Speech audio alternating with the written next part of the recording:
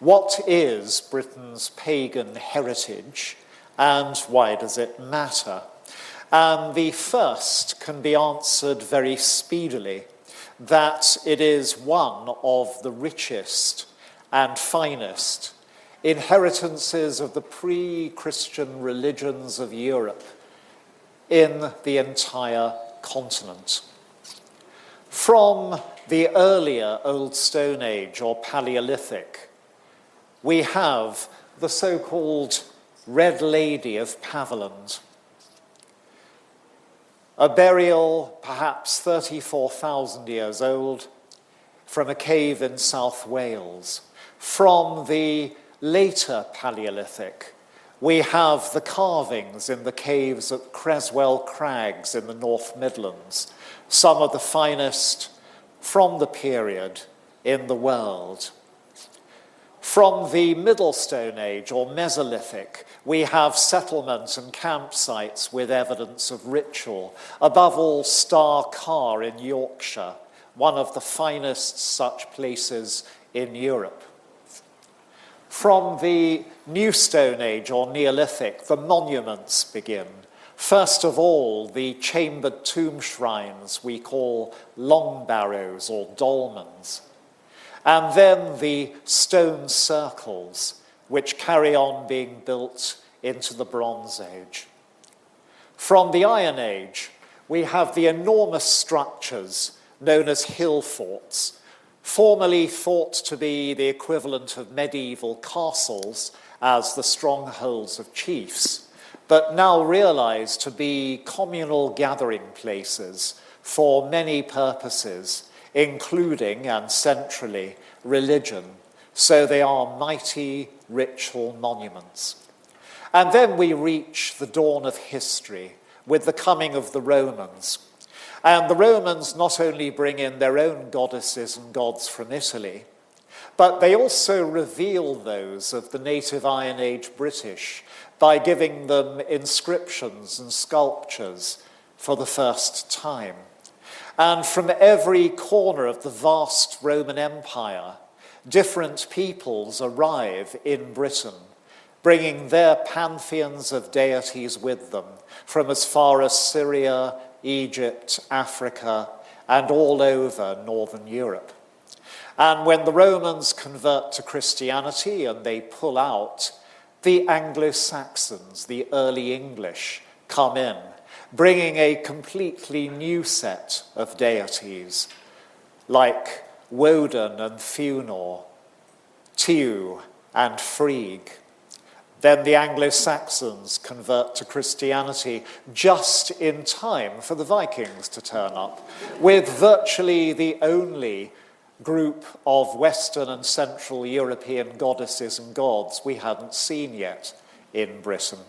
And only when the Vikings turn Christian after 100 to 200 years is the whole marvelous pageant complete. We need to approach the second question in the light of what I've just described, why it matters. And it matters because of its exceptional richness and diversity. If you're a modern inhabitant of Iceland, Estonia, Greece, Italy, or Germany, for example, your pagan heritage will consist of one pantheon of goddesses and gods with an accompanying archaeology. But just because so many peoples ended up here, we in Britain have no less than 4 different sets of deities, including the vast array from the entire Roman Empire. And before that, no less than 6 different ages of prehistory to provide their input. So we are spoiled for choice.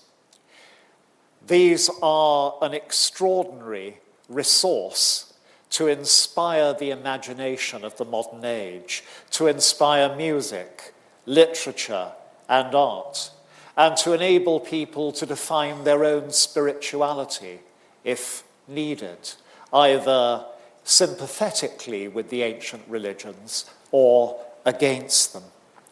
But what makes these particularly fine as a resource with which to think is that the whole of prehistoric British religion, and even much of that from the early historic periods, defy confident interpretation.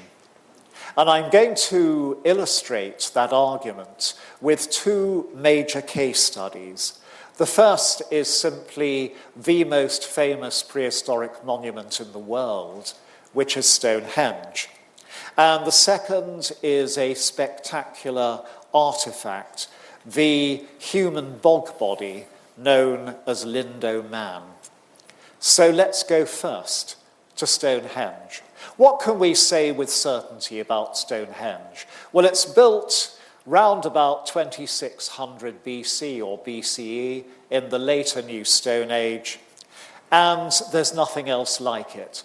It's the only stone monument in the world built by people crazy enough to use carpenter's techniques. It's a woodworker's wonder, taking huge stones, planing and smoothing and bending them like planks of wood, and fitting them together with mortise and tenon joints. Now, this is difficult enough to be virtually pointless, but it does produce something that looks like nothing else. You put one of those great three-stone door-like settings from Stonehenge on a rock album, a T-shirt or a hoarding, and everybody knows it's Stonehenge. And not only was it built by carpenters, but it was built by careless, hurrying, megalomaniac carpenters. And let me prove that statement. We know that they were megalomaniac not only because they tried something architecturally very difficult, to use stone like wood, but it's also the only prehistoric monument in Europe made of big stones that were brought from further than 5 miles away. The huge stones there were towed from 10 to 20 miles to the north, from the North Wiltshire Downs.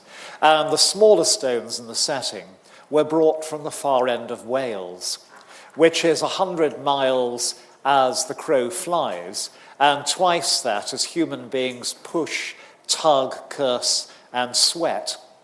So it's an extraordinary, overambitious expenditure of energy. And we know they were careless and hurried by the results. We know that the monuments aligned on the midsummer sunrise. The great avenue of bank and ditch leading out from the monument is aligned in that direction. And that's why, to this very day, thousands of people in various states of altered consciousness gather at Stonehenge to witness this event. But far more spectacular is the effect that we have lost, that of the midwinter sunset, because the greatest of the 3 stone settings we call trilithons, those great door-like effects, the great trilithon, was aligned precisely on the midwinter sunset. It was set in the southwestern corner of the inner circle, and when the setting sun went down at midwinter, it threw a laser-like beam of red light through the narrow gap between the 2 great uprights, so that it struck the upright altar stone in the center like a laser beam. It was a stunning effect. We have, of course, no idea what it meant. It could have represented a marriage of the sun with the earth. Or alternatively, for example, you might look at that great arch as being like the belly and the legs of an enormous divine woman giving birth to the new year by that wonderful visual effect. But we don't have it anymore because they built it badly. They found one enormous, long, upright stone which could go 5 to 6 feet into the earth. And what they needed was one equally long to go on the other side as the other upright of the door-like structure. And they were either unable to find one or they weren't bothered to find one. So they got one that was much shorter, and it had a ledge of stone projecting out from the bottom of it. Because it's long gone, I can't give you visual aids for this. And you can hear the arguments around the drawing board.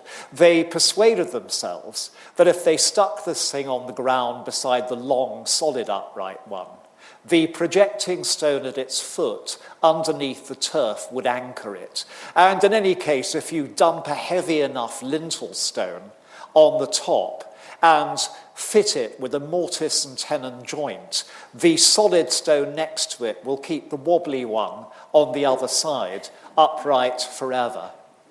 It didn't. At some point afterwards, it may have been very swiftly, or it may have been a few hundred years, the shorter stone rocked over, skidded out, fell over and broke in half, knocking over the altar stone and shedding its huge lintel. The interior of Stonehenge was now littered with giant broken stones and could not be used for ritual thereafter. In fact, it's possible it happened so swiftly that Stonehenge was never finished. There is no solid evidence that the outer circle was completed to the southwest. There are holes there, but no proof that stones were ever in them. There are no stones there. So Stonehenge could be one of the great architectural disasters of human enterprise, built by cowboys working to an over-ambitious plan. And that's all that we can say for sure. So what can we say about why it was built and what religion inspired it and was conducted there? Well, the sensible answer is we haven't got the faintest, but each generation produces a range of different possibilities. And the first person with the nous and the guts to say this was the great Elizabethan antiquary, William Camden, in 1580, who stated, "Stonehenge is a fantastic monument. We've no agreement on why it was built. Here are the current theories." And in fact, every sensible guide to Stonehenge ever since has just repeated that tactic, right down to and including the current English Heritage Guidebook. But the great thing about leaving the question of why it was built open is that it clears the way for breakthrough hypotheses, great ideas to try and solve the mystery. And there have been a number of these. The earliest and most successful was by Geoffrey of Monmouth in the 1140s, who said that Stonehenge was built by the wizard Merlin as a war memorial. And this seemed so self-evidently sensible to the Middle Ages that it was the most long-lasting of all the breakthrough hypotheses. It only ran out of steam in the 17th century and got dumped in the 18th. When it was dumped, that cleared the way for number two, that of William Stukely, the father of the discipline of archaeology. Stukely had worked out by surveying and by excavation that Stonehenge was definitely built by the pre-Roman British, not by the Romans or by the post-Roman British or the Vikings or Anglo-Saxons, as had been thought. And what history told us was that the priests of the pre-Roman British were the Druids. And so quite logically, he declared that Stonehenge was the work of the Druids. And this idea held sway, at least in popular minds, until the 1950s and 1960s. Only then did the message get through from early 20th century archaeologists that Stonehenge had been built 2,500 years before the Druids were recorded as being around. And so much had changed in prehistoric British culture and monuments in between. It's unlikely that it represented the same religion, though it's still possible. So when the Druids went down, the scientists moved in. An astronomer at Boston University, Gerald Hawkins, in the 1960s, put all the data for Stonehenge through a computer to discover why it was built. And the result reveals that computers have egos just as much as human beings, because Hawkins' computer concluded that Stonehenge had been a computer designed to predict heavenly bodies' movement. And that lasted for about 20 years before the data Hawkins had used was revealed to be faulty. In the 2000s, English Heritage decided to go for broke by allowing two different top teams of archaeologists to come in and settle the question once and for all. The first was the Spaces Project, led by Geoffrey Wainwright and Tim Darvill, who are on the screen. These applied their considerable experience and aptitude to the question and concluded that Stonehenge had been a gigantic magical healing centre, a kind of prehistoric Lourdes to which the living came to be made well in body and mind. And they were absolutely certain of that. But at the same time, the Stonehenge Riverside Project, led by Mike Parker Pearson on the screen, and practically every other archaeologist who wasn't in the Spaces Project, came in, did their work, and concluded absolutely that Stonehenge had been a shrine dedicated to the dead, which the living visited at the winter solstice in order to pay their respects, and otherwise didn't come near. Now, these two interpretations are completely incompatible, and they were produced by top teams of archaeologists working from excellent data. The sensible conclusion to draw is that short of a miracle, we will never know why Stonehenge was built. And in practice, that leaves the way open for people to interpret the monument according to their own gut reactions, their instinctual views of the human and divine worlds. And for the last half a millennium, there have been two main reactions. One is the benevolent one which sees prehistoric peoples as in many ways closer to nature and therefore wiser than later peoples, and those who also see humanity as being essentially good and benevolent. And so the simpler and further back we go, the more those qualities are enhanced.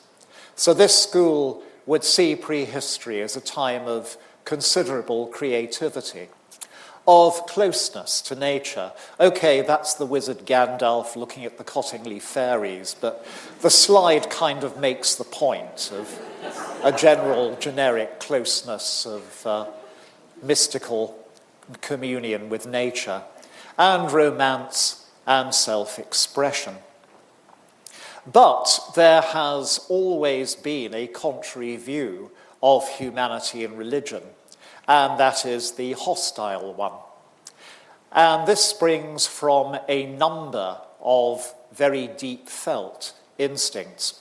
One is to view religion itself as something that is corrupting and deluding for humans, or alternatively, to use prehistoric religion as a way of being nasty about religion you don't like in other people at the present day. So coming down on pagans or people who like lots of ritual, like Roman Catholics or Orthodox Christians. You really take your pick as to your target. And also, it's instinctual to people who feel that left to their own devices, human beings unrestrained are pretty horrible. It's the Lord of the Flies view of human nature. And therefore, the further back you go in time, the more primeval human beings get, the worse they have to get. And so instead of a religion of closeness to nature, of gazing at the stars, of benevolence to humanity, you get one of gloom, gore, despotism, and ignorance, with a particularly tacky line in human sacrifice. And this has been applied to Stonehenge wholesale. You have there an Edwardian cartoon of druids committing a human sacrifice at Stonehenge. And here's the same thing about to happen in a modern TV drama.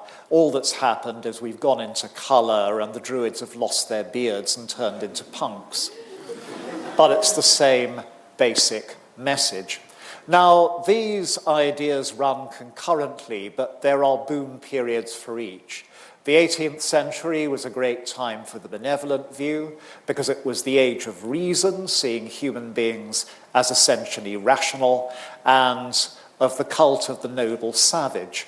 The Victorians were much more inclined to the harsh and brutal view, both because at that time we are creating a British Empire, especially in Africa and India, and subduing large numbers of traditional peoples with indigenous religions. And so ancient paganism was often equated with the traditional religions of the rest of the world, which was being absorbed into European imperial systems. And also, the 19th century was very big on the new idea of evolution, which suggested that things are always getting better in terms of natural selection and eventually of intellectual and humane prowess. So you would see the world as a steady upward staircase from a protoplasmic atomic globule wriggling in the pre-Cambrian slime, till eventually, through higher and higher life forms, you reach Queen Victoria. And this view, of course, was going to be harsh on British prehistory because it was so far back it had to be awful. And again, this view is as tenable as the other. We have no idea where the truth lies because the evidence can be interpreted in so many different ways. And I'm going to illustrate that argument further by going to my second case study. It's time for us to leave Stonehenge, join a traffic jam on the A303, head up the M3, meet a bigger traffic jam on the M25, and eventually enter London and end up at the British Museum. And in the Celtic Gallery, you will find this gentleman, Lindow Man, arguably the most sensational find of British archaeology in the 1980s, and the most carefully investigated human body until that time. It's the upper part, or here's the upper part, of a human body found in a peat bog called Lindow Moss, south of Manchester, in 1984, with the remains of one leg. Peat cutting equipment had dismembered the body before the remnants were found. It was immediately taken for study. It ended up in London, where a top pathologist called Ian West studied it and suggested that the man concerned had died as the result of a horrific triple killing. His skull had been smashed by a heavy object. His neck had been broken by a strangling tourniquet, a garrote, the loop of which was still around his neck, sunk into the flesh. And his jugular vein had been sliced open to bleed him to death. And all these things had apparently occurred simultaneously. Now, by anybody's reckoning, this is overkill. And so it appeared as if he'd been put to death in a horrifically brutal, ritualized killing. And he was dated by the radiocarbon method to the Iron Age. And this was the time when the Druids really were supreme in Britain and northwestern Europe. And many Roman and some Greek writers at the time had accused the Druids of being addicted to human sacrifice. And here was the proof, the physical evidence of a Druidic ritual killing. And it went into the British Museum with that label on it and became the display in the gallery concerned, which was most visited. A standing example of the horror and brutality of the Druids and of prehistoric British religion. And as such, it had a knock-on effect on attitudes to alternative spiritualities in the modern age. Fundamentalist Christian novels from the Victorian and early 20th century period were republished in the 1990s. The novels concerned were about the horror and brutality of the pagan Druids and the goodness of Christianity in putting paid to them. And new prefaces said, if you doubt the truth of anything in what we thought was fiction, just go and see Lindow Man, and you know how awful the Druids really were. And therefore we must not let new pagan or Druidic spiritualities reappear in modern Britain.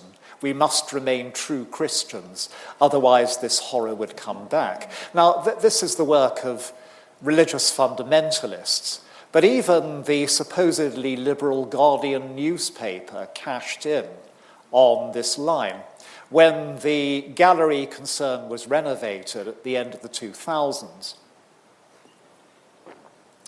a Guardian journalist ran an item on this process, and he said, following the label on the exhibit, that this was a victim of the Druids, and we know who are the perpetrators, and they're still around. So when you go and see these supposedly harmless people in their natty white robes performing their funny rites at Stonehenge, be aware that all this could come back at any moment. You are only a heartbeat away from horror. Well, fair enough, if the evidence is sound. And like most people, I thought it must be. But then, come the 2000s, I noticed two things. The first was that there was a double standard in evaluating the reports of the Greeks and the Romans.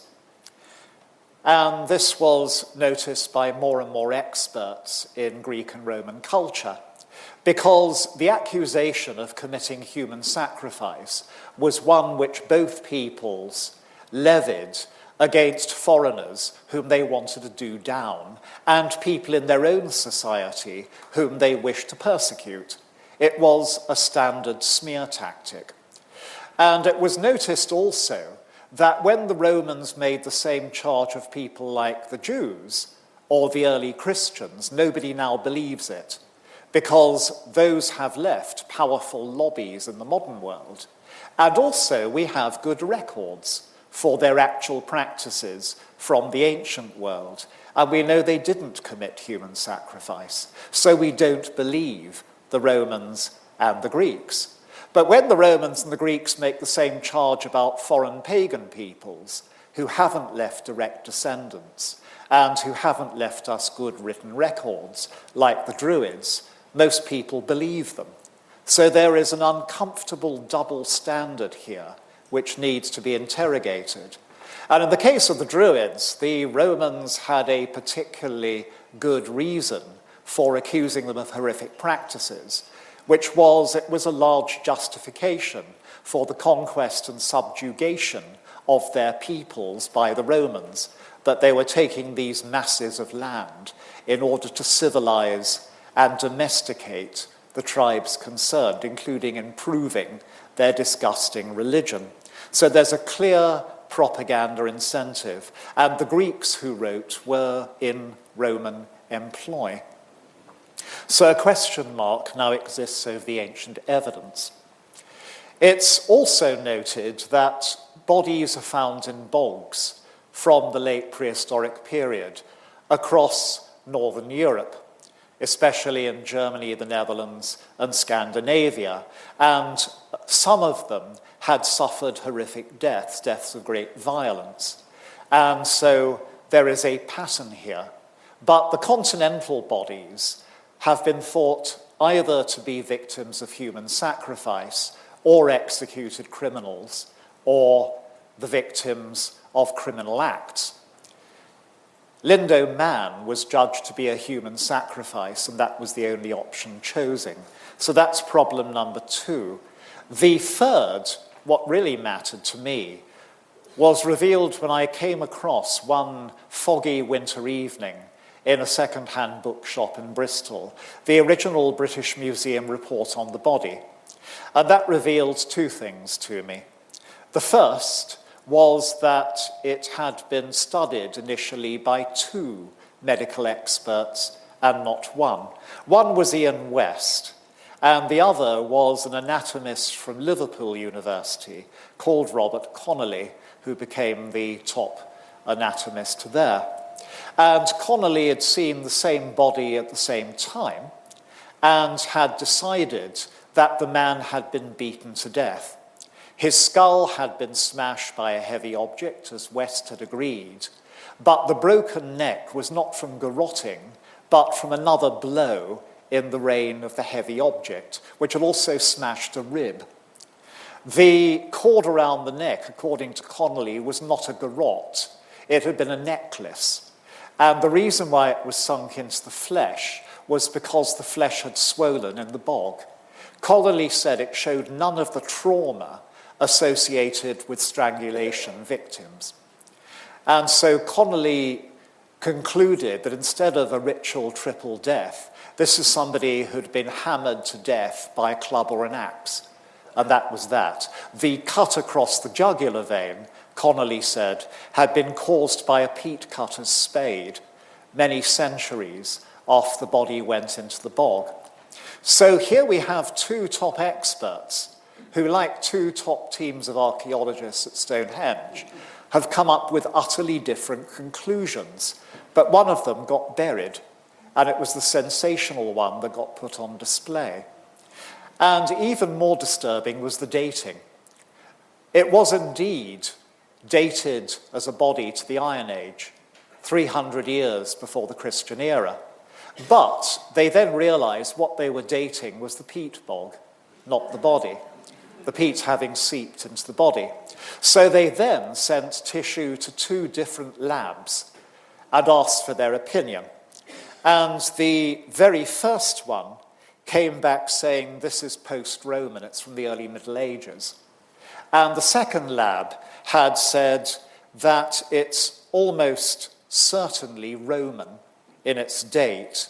It could be possibly Iron Age, or it could be possibly post-Roman, but probably Roman. And what the museum did was to ask the second lab for a final, more detailed opinion. And the answer came back that there was a 30% chance that it was from the later Roman period or even later, and a 2/3 chance that it was dated from just before the Romans arrived until well into the Roman period. And at that point, the museum concluded it was Iron Age. And this remains the conclusion, even when 2 more, or bits of 2 more bodies have been identified in Lindow Moss, one an earlier find, and the other a later one with different bits of a body. And they were firmly dated to the Roman period. And a severed head was found in another bog near Manchester and firmly dated to the Roman period. So what's the problem? Well, the answer is that in the Roman period there are no Druids. The Romans had annihilated them. So it can't easily be a Druidic human sacrifice. It's probably Roman. It could be a human sacrifice of some kind, or it could be the execution of somebody for a heinous crime, which he may or may not have committed, and likewise the other bodies. Or there could have been a criminal gang operating in that bit of Roman Britain who dumped their victims in the bogs around where Manchester was to grow. So we seem to have a range of different explanations, of which the label on the body was only one, and stretching the dating a bit. So I wanted to start a debate, and in 2004 I did so in the Times Literary Supplement by laying out that argument. And I was answered swiftly and courteously by a very distinguished archaeologist, J.D. Hill, who was the curator in charge of the gallery. And he upheld Ian West's reputation as a superb pathologist, justifiably. And he also said that it probably is a Roman body, but that doesn't rule out the fact that human sacrifice might still have been practiced in secret in the Roman period. So I answered him saying that when you have two criminal pathologists who disagree in a modern legal case, you don't ignore one and only listen to the other. And this is what had happened in this case. And I also said that the whole idea that human sacrifice had been carried out in the pre-Roman Iron Age of Britain had hinged on Lindow Man being a human sacrifice. So the argument's now going in circles. J.D. Hill, eventually in the Times newspaper, stated, "We may never know how Lindow Man died," which was the argument I wanted conceded, and he did so there graciously. But the label wasn't changed, and it remained the same for a few more years until, in 2008, the body was returned to the Manchester Museum, where it had first been stored and examined for a special exhibition. And the exhibition there adopted the argument of could have been a human sacrifice, could have been an executed criminal, innocent or guilty, could have been the victim of criminals. And J.D. Hill himself nobly contributed a panel to the exhibition which endorsed this view. A conference was held to accompany it. I was invited to give the keynote address, and of all the other speakers, all but one held to the open verdict line, which had been advocated in the original debate which I'd started. One of the speakers was a young man called Jody Joy, who succeeded J.D. Hill as curator of that gallery.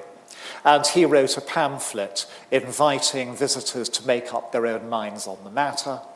And when the body was returned, the museum put a new label which opened up the matter and made ritual killing only one of the points that were there. There is all the information that I have been describing. So it's time to conclude. And it's pretty clear what I'm going to be arguing. I'm going to be arguing for an open verdict on most of prehistoric British religion, in which those who take the benevolent view, those who take the pessimistic and disapproving view, can have equal honours, and everybody has an equal chance of being right, because that's actually, time and again, what the evidence suggests. And so we end up with a multiplicity of possible interpretations. We don't have the story of prehistoric England, early historic England, or Britain. We have the stories, and everybody has the right to propose one of their own. And to my mind, this fits a multi-ethnic, multi-faith society of individual choice of the sort into which we are rapidly turning in this nation. Does not mean I'm talking myself and other professionals out of a job. Heritage managers still have an important role to protect and display sites, to lay out the evidence, to invite people to make their informed choices on the evidence provided in front of them. And there's a similar role for professional historians and archaeologists. We are the national experts in identifying and dating finds, explaining what sites probably were, reading and translating documents, and then laying all this before the public. It's invaluable work and will always be necessary. But in terms of pre-Christian religion, the experts should then stand back and let the public dream their own dreams, make their own uses, draw their own conclusions, and tell their own stories within the limits, which are quite capacious, of the evidence provided. This doesn't mean we're not making advances in the understanding of prehistoric Britain. Science enables us increasingly to understand the diet, the health, the ethnicity, the technology, the environment, and the living circumstances of prehistoric people. But we still can't get inside their minds. We have no idea of their political structures, their gender relations, their societies, and most of all, their religions.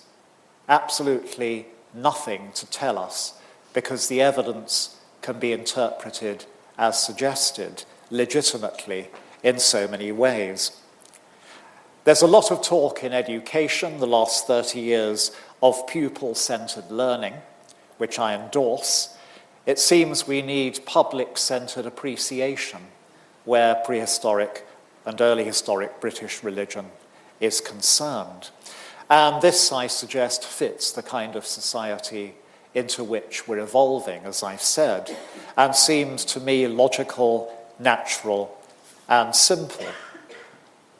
In fact, it isn't easy at all, because it runs counter to a number of powerful and persisting trends in national culture. One is the idea that experts are paid to produce results.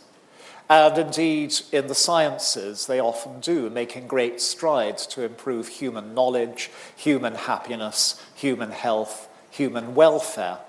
And as suggested in physical circumstances, we do continually know more about prehistory, but not about the mental world of prehistory. And if governments pay academics or subsidize academics to produce answers about these areas, and the academics turn to them with a smile and say, don't ask us, we haven't actually made an advance in this area in 100 years, then the paymasters of the system and the paymistresses are likely to be rather discontented.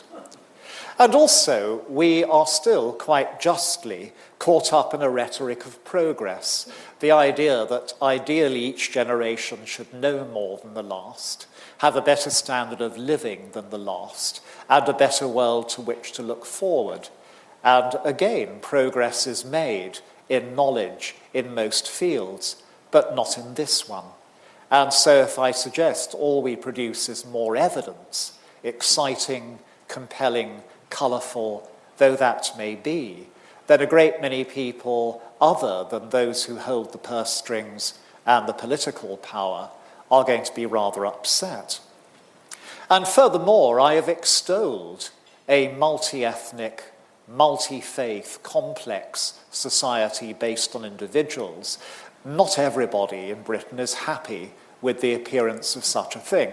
And even those who are often inclined to say that we need desperately something to bond the faiths, the ethnicities, the cultures together, and a common story of Britain which everybody can be taught, and which is certain and positive and embedded in scholarship, is one of the ways of doing this, in order to make people understand what it is to be British or English, Scottish or Welsh, and part of a community.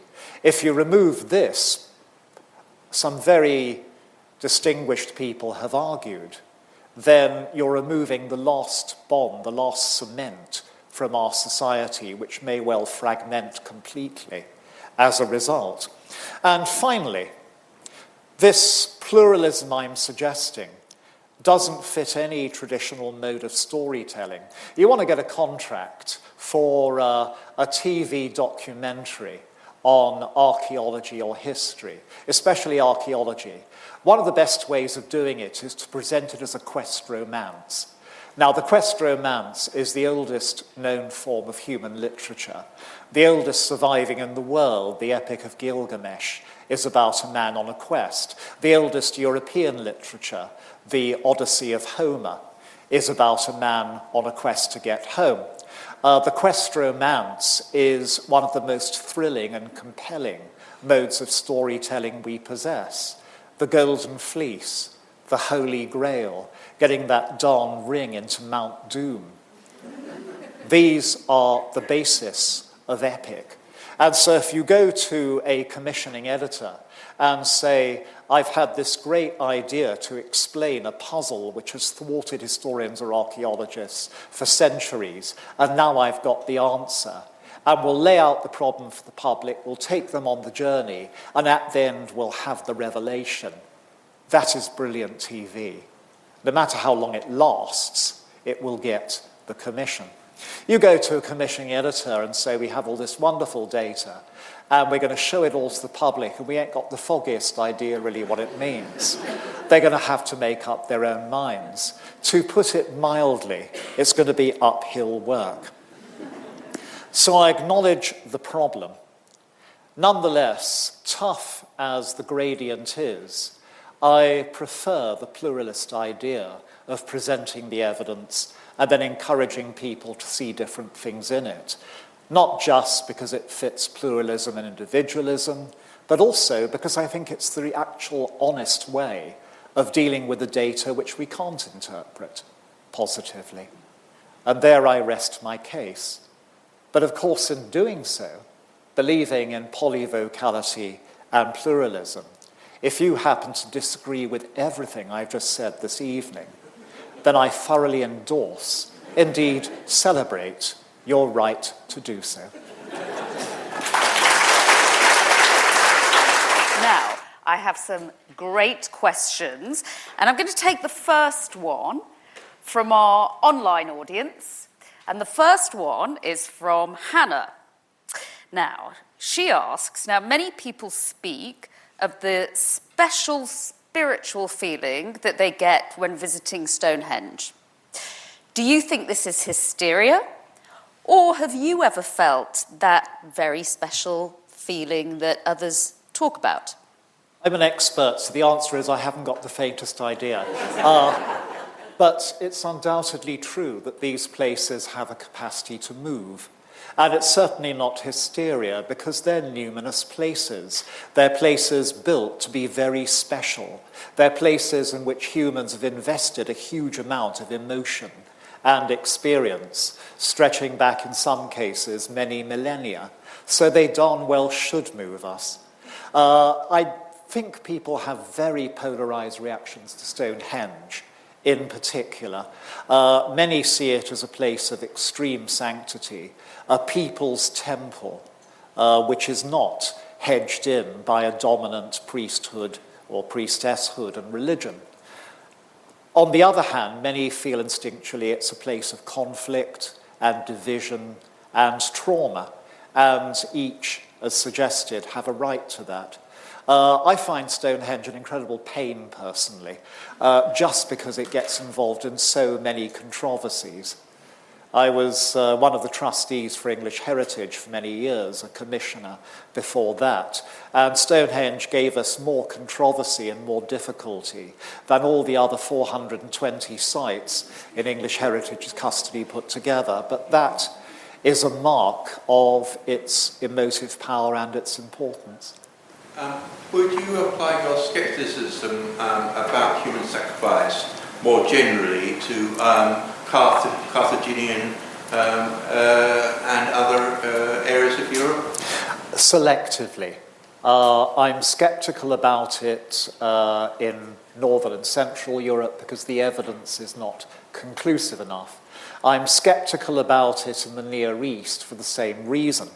Carthaginian does seem different because there we actually do seem to have textual evidence of elite people purchasing poor children as offerings to the deities. They're specifically children, they're specifically in hard times.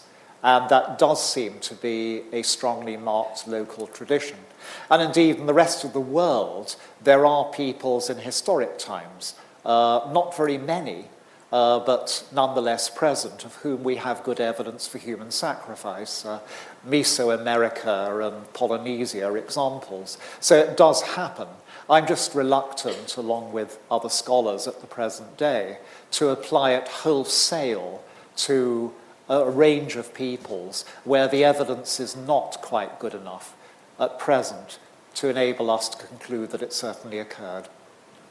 Yes, thank you. I did just wonder whether you don't think that scientific advances in many different disciplines and also the insights from anthropology and so forth, looking at societies who live in similar environments today or in the recent past, will not actually advance knowledge and get us closer to the truth about the mentalities of these people, or do you think that's a lost cause? I think that what you've very ably and correctly described are ways that increase the options which we have. And I think the perceptions which generations bring to this question do vary from generation to generation in turn, as our own environments and preoccupations and views of humanity and the world change. And I think that it's perfectly legitimate to look at people with new Stone Age economies and technologies in places like Papua New Guinea and say this is an example of how people with that kind of lifestyle could view the cosmos.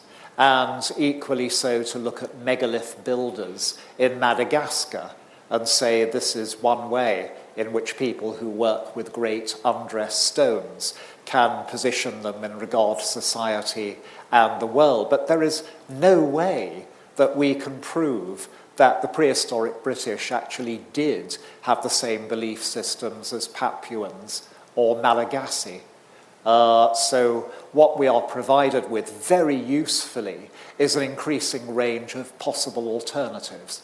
And of course, the more possible alternatives we have, the greater the statistical chance that one or more will be right, even if we might not tell which. Now, there's a short and sweet question from a member of the audience online. Are experts sure Lindow was a man? Sorry? Are experts sure that Lindow was a man? Yes. His skeletal makeup is male. That's clearly identified. So it's a guy, but one of the other bodies in the same bog is probably female because her skull was found in the bog a couple of decades before, and in an appalling dark comedy, a local man confessed to having murdered his wife and dumped her in the bog because he assumed that the 2,000-year-old head was hers, and he's now doing life as a result. So there are both sexes represented in the bog. We just thought we would check. Yeah, worth doing. How would you compare Stonehenge with Seahenge? Okay. At all?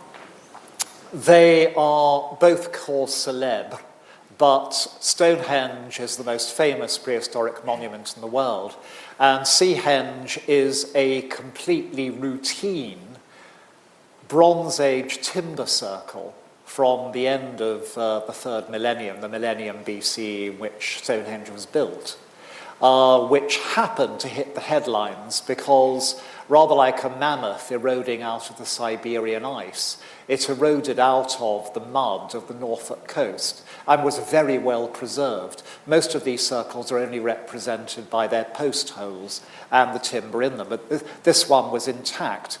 And had it just been excavated and removed to King's Lynn Museum, there'd have been no problem. But it's in a bird sanctuary in breeding season, and so everything had to be postponed for months. And a media storm was created. A neon-lit term, Seahenge, was invented by journalists for the site, and a furore erupted between local people, archaeologists, heritage managers, and pagans as to who had moral custody of the site and how it should be treated, which, since this had never happened before, the heritage managers bungled, which I think they now fully acknowledge. It was a learning process. The result was that after conservation and treatment, the circle is now in King's Lynn Museum and can be enjoyed there. But it was a tough summer for all the parties that I've described in what were often bitter and emotional contestations over how this site should be regarded and treated. With the notable alignments with the sun at certain times of the year being tied to mark parts of the building of both Stonehenge in England and Newgrange in Ireland, are there, and now my computer, oh, here we go, the lights come back, full of suspense now for the main question, are there other similarities between these two sites? Yes. They all begin at around the same time, which is 3200, 2900 BC or BCE, when two big things happen in Britain, Ireland, and other islands around, which is, first, the peoples go nuts about round shapes. Until now, the circle had not been the main unit of sacred space, and now it becomes so definitively. Either the older tomb shrines, box-like arrangements of big stones, chambers with the dead in them, are given huge round mounds, or else they're abandoned and people start worshipping in circles of earth or timbers or stones, the stone circle. And the second thing, in which is probably linked, is that peoples go very excited over heavenly bodies. It's certainly the sun. So the three greatest prehistoric monuments of the three great Irish and British realms are all aligned on the solstices. Newgrange in Ireland on the midwinter sunrise, Maes Howe in Scotland on the midwinter sunset, and Stonehenge upon the midwinter sunset and the midsummer sunrise. And Lahoog B, which just for the record is the best prehistoric monument in the Channel Islands, is aligned on the equinoxes. This is a particular phase of prehistory in which alignments, certainly solar, maybe lunar and stellar as well, suddenly become very important. Okay. We don't know why. It's like a reformation in prehistory, of which there are a number in which the religion changes, it seems, dramatically. That there are at least a dozen great novels waiting to be born in this story. Wow. And on that wonderful, inspiring note, that was absolutely fascinating, Ronald. And I can't get the image of Stonehenge being built by megalomaniacs and cowboys out of my head. I think that's a wonderful quote amongst many in your lecture. And we're very much looking forward to your subsequent lectures in the series. Thank you. Thank you so much.